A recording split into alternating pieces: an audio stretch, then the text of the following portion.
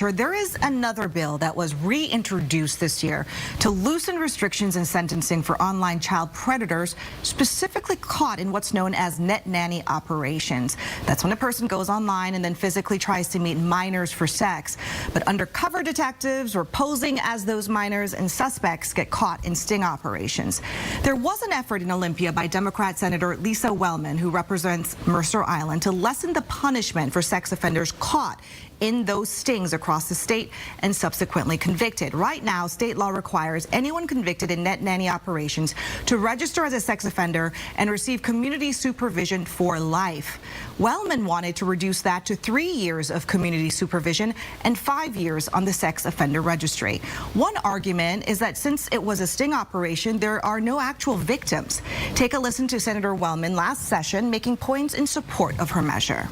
It's not a holistic kind of whitewashing or anything. It's saying with no prior record of any wrongdoing with a child, with nothing on your computer, in your home, in your background, all have been scrutinized by the police. And if that's the case, that there's nothing that even suggests you're interested in sexual activity with a child, and now you've served your time in prison. Shouldn't there come a time when you can live a life and know for certain that that time can come? And that's what this bill does, a time for supervision and registration, and says it's not forever. It's not a lifetime sentence. There is a way to move forward.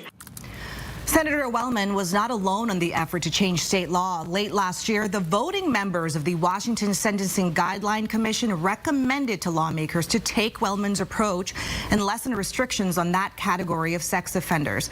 The commission is made up of judges, defense attorneys, lawmakers, and citizens. They don't have the power to change law, but can influence policy.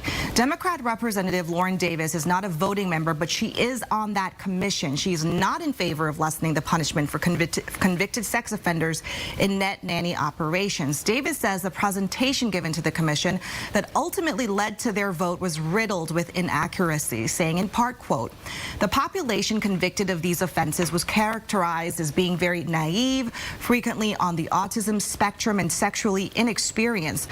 Though this is likely true for some, many of those caught in these stings confess to prior hands-on sex offenses against children.